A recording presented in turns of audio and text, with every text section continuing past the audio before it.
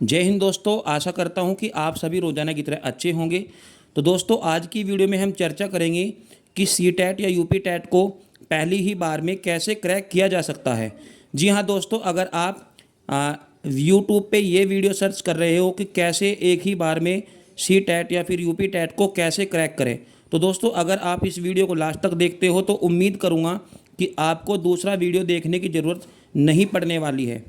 तो दोस्तों चलिए शुरू करते हैं। अगर आप मेरे चैनल पर नए हो तो दोस्तों सबसे पहले आप लाल बटन को दबाकर प्रेस कर लीजिए ताकि मेरे आने वाला अगला नोटिफिकेशन आपको पहले ही प्राप्त हो जाए। तो दोस्तों समझते हैं। अब सबसे पहले मैं दोस्तों अपना परिचय बताता हूं आपको कि कैसे मैंने एक ही बार में सी टैट को क्रैक किया। और दोस्तों एक ही बार नहीं, काफ़ी बार दोस्तों इसको क्रैक किया है। तो दोस्तों सबसे पहले हमें इसमें किस तरह से पढ़े, मैं आपको इसी बात पर चर्चा करूंगा कि कैसे पढ़े और दोस्तों हमें क्या पढ़ना है। तो दोस्तों अगर आप बीटीसी यानी डीएलएड या फिर आप बीएड की किताब पढ़े हो तो सबसे पहले दोस्तों आप प्रयास कीजिएगा कि उसी से ही आपको अपनी पूरी तैयारी करनी चाहिए, क्योंकि इसका एक फ़ायदा ये है कि आपको सुपर टैट में अलग से कोई तैयारी करने की ज़रूरत नहीं पड़ेगी।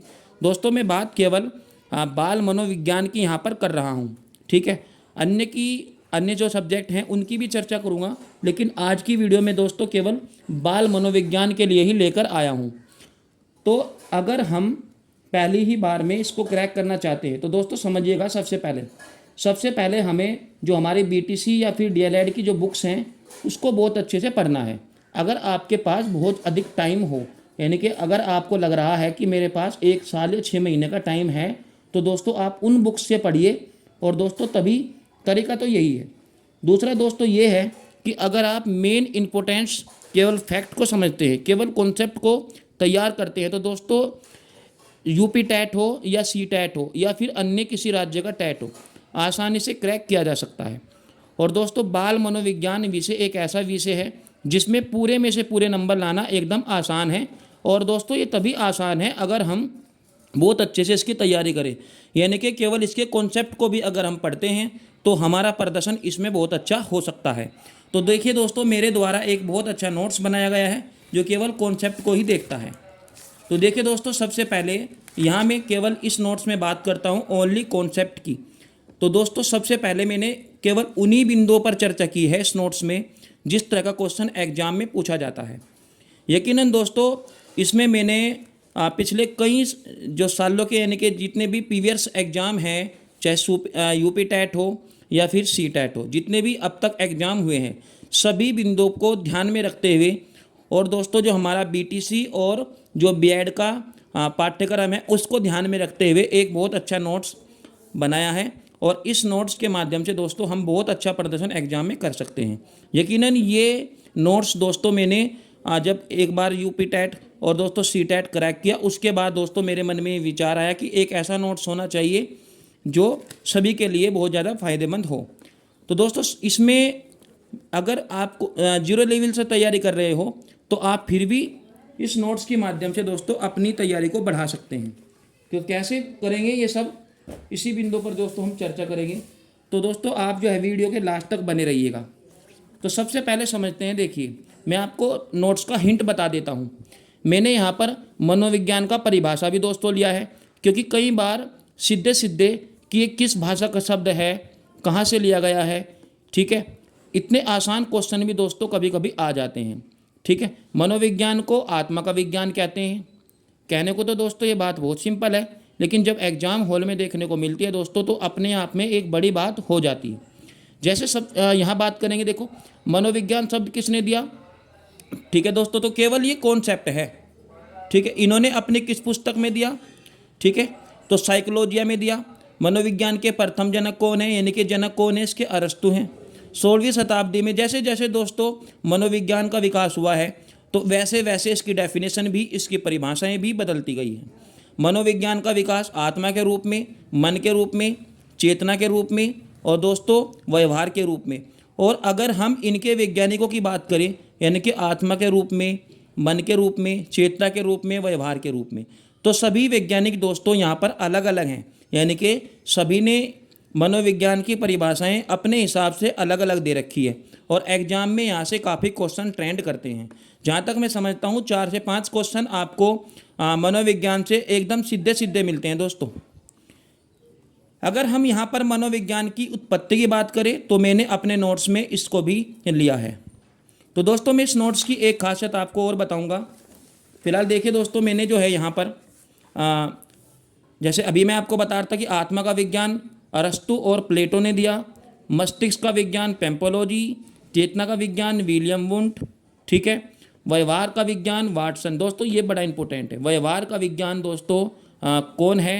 वाटसन है, ठीक है। तो देखिए शिक्षा मनोविज्ञान की परिभाषा दोस्तों मैंने इस नोट्स में जितना भी ज़्यादा आसान कर सकता था एकदम उसी आसान भाषा में दोस्तों इसको लिखा है। यानी कि अगर आप एक बार से 2 बार इसको पढ़ते हो, अगर आप इसको एक बार ध्यान से पढ़ोगे और दोस्तों दूसरी बार अगर आप इसको केवल रिवाइज करोगे तो यकीनन दोस्तों आपके माइंड में बहुत अच्छे से सेट हो जाएगा। और दोस्तों बड़ी ही आसान भाषा में मैंने सभी डेफिनेशन यहाँ पर लिया। देखिए स्किनर के अनुसार शिक्षा मनोविज्ञान के अंतर्गत शिक्षा से संबंधित संपूर्ण व्यवहार और व्यक्तित्व आ जाता है। यानी कि दोस्तों मैंने अपने नोट्स में केवल उसी बात पर चर्चा की है जो हमारे लिए एग्जाम में इम्पोर्टेंट हो सकते हैं। एक भी बात दोस्तों इसमें मैंने जो है बढ़ा चढ़ाकर नहीं ली है। आप समझ सकते हो कि कहीं ना कहीं अतिशयोक्ति अलंकार का जो उपयोग है मैंने अपने इस नोट्स में नहीं किया है। क्रो एंड क्रो के अनुसार, ठीक है, काल्सनिक के अनुसार, वाटसन के अनुसार, तो सभी दोस्तों यहाँ पर चर्चा की गई है। इसके बाद दोस्तों हम बढ़ते हैं अधिगम, ठीक है।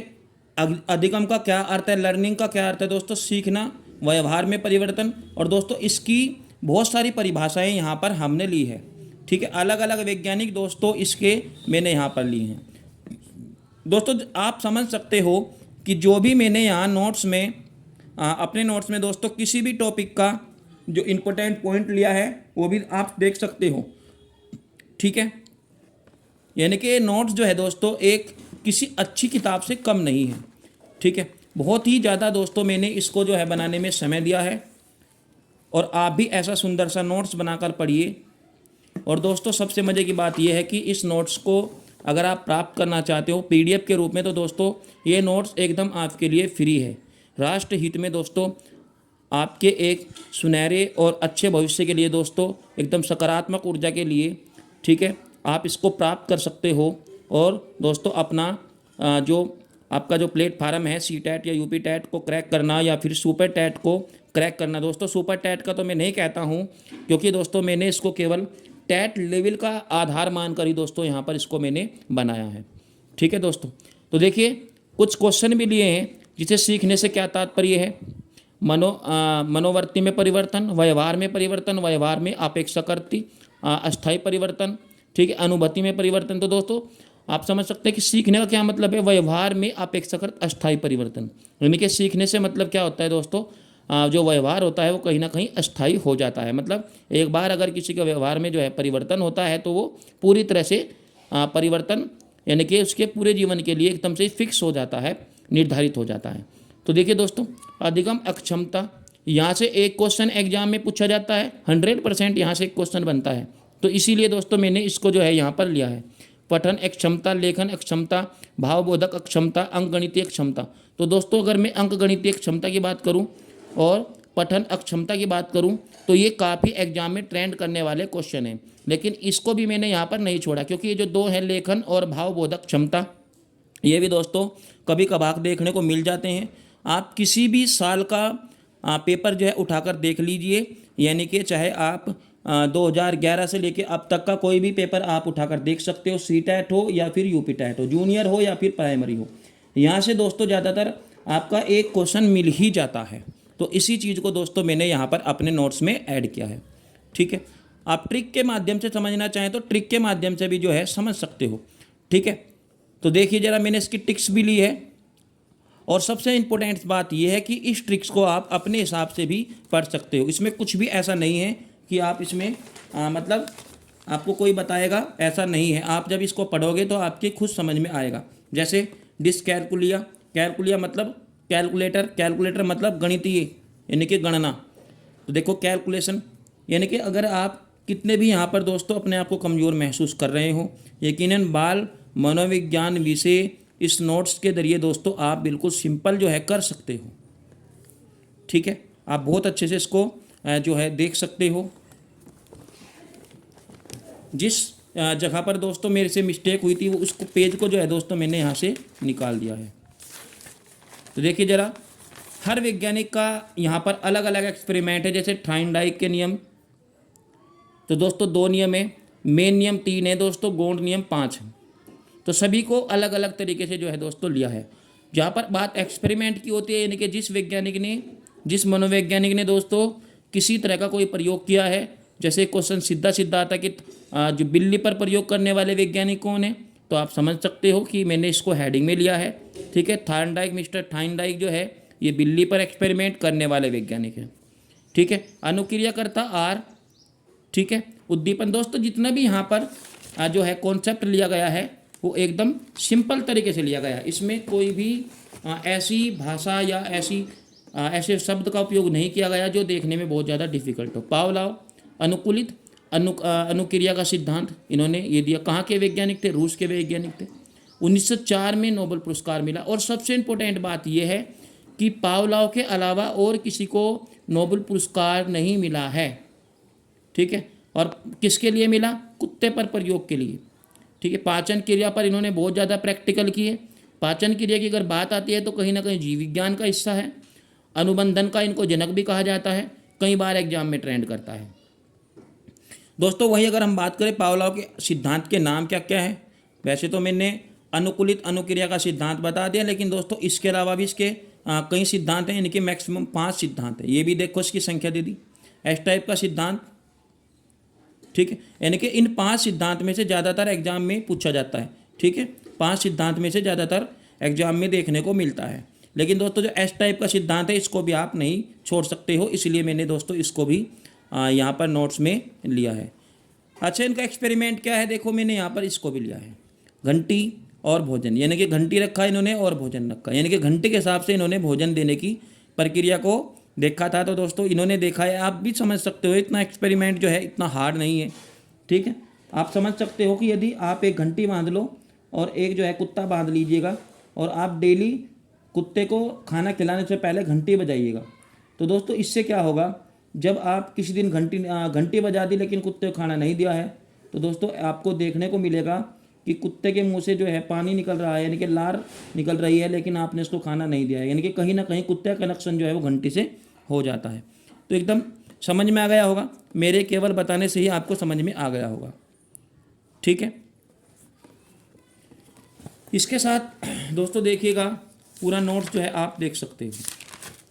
ठीक है, जितनी भी अवस्थाएं हैं जीवन की वो भी दोस्तों यहाँ पर ली गई। विकास की कितनी अवस्थाएं हैं, सारी अवस्थाएं जो है दोस्तों यहाँ पर मैंने ली है। ठीक है, तो आप देख सकते हो। तो इस नोट्स को दोस्तों मैं आपको फिर बता रहा हूँ कि इस नोट्स को आप केवल फ्री में प्राप्त कर सकते हो। ठीक है, आप या तो दोस्तों मुझे वीडियो में जो है कमेंट करके भी इस नोट्स को प्राप्त कर सकते हो, या फिर आप मुझे किसी भी माध्यम से दोस्तों कांटेक्ट करके, ठीक है, लिंक या फिर दोस्तों मैं आपका जो है नंबर, ठीक है, व्हाट्सअप नंबर दोस्तों इसके बॉक्स में नीचे दे रहा हूँ, आप जो है व्हाट्सअप पर भी मैसेज करके दोस्तों आपका फ्री में PDF प्राप्त कर सकते हो। जैसे कि देख रहे हो आप, राष्ट्रीय पाठ्यचर्या की रूपरेखा 2005 NCERT के ऊपर दोस्तों आपका एक क्वेश्चन पूछा जाता है, और इसीलिए मैंने दोस्तों जो इसको यहाँ पर दिया है। तो इस तरह से जो है दोस्तों आपका सबसे इम्पोर्टेंट बात यह है कि यहाँ पर देखो दोस्तों मुश्किल से कितने पेज होंगे, आप आइडिया लगा सकते हो कि इतने कम पेज को पढ़कर यूपी टेट के 30 क्वेश्चन, यानी कि कहीं ना कहीं बाल मनोविज्ञान के इतने सारे क्वेश्चन दोस्तों, 30 क्वेश्चन आप केवल इतने से पेज पढ़कर ही लगा सकते हो। और ये दोस्तों 30 पेज के लगभग ही क्वेश्चन है, यानी कि हर पेज में दोस्तों एक जादू आपको देखने को मिलेगा, देख सकते हो। तो मुश्किल से 30 के आसपास दोस्तों ये पेज होंगे, और हर पेज के सो है जो आपको एक क्वेश्चन दोस्तों ज़रूर मिलता है, यानी कि 30 नंबर दोस्तों आपको केवल इन बहुत ही छोटे नोट से, यानी कि एक तरीके से समझ सकते हो आप, बहुत ही कम समय में इसको आप पढ़कर जो है 30 मार्क दोस्तों बड़े आसान तरीके से प्राप्त कर सकते हो। तो धन्यवाद दोस्तों। अगर आपको मेरा वीडियो अच्छा लगा हो, मेरे द्वारा बताए गए सभी ट्रिक दोस्तों आपको पसंद आए हों, तो प्लीज़ आप मेरी वीडियो को दोस्तों अपने दोस्तों के साथ जो है साझा कीजिएगा। और दोस्तों मेरे चैनल को जो है आप सब्सक्राइब कर लीजिएगा, क्योंकि दोस्तों इस तरह की वीडियो आपको फिर से प्राप्त होती रहेंगी और नोटिफिकेशन भी दोस्तों आपको मिलता रहेगा। तो आशा करता हूँ दोस्तों आपको मेरा वीडियो अच्छा लगा होगा। और दोस्तों रही बात आपको ये नोट्स प्राप्त करने की, अगर आप इस नोट्स को प्राप्त करना चाहते हो तो फ्री में आप इसको प्राप्त कर सकते हो। वहीं दोस्तों अगर हम इसके अलग सब्जेक्ट की बात करें तो मेरा प्रयास जो है चल रहा है अदर नोट्स यानी कि मैथमेटिक्स और अन्य सब्जेक्ट जो है दोस्तों हिंदी, इंग्लिश, सभी के लिए दोस्तों मैं यहाँ पर नोट्स बनाने का प्रयास कर रहा हूँ, ताकि ज़्यादा से ज़्यादा दोस्तों सभी की मदद हो सके और सभी अपना एग्ज़ाम में जो है बहुत अच्छा प्रदर्शन कर सकें और एक शिक्षक या शिक्षिका के रूप में दोस्तों आप एक सीट को प्राप्त कर सको। तो धन्यवाद, थैंक यू।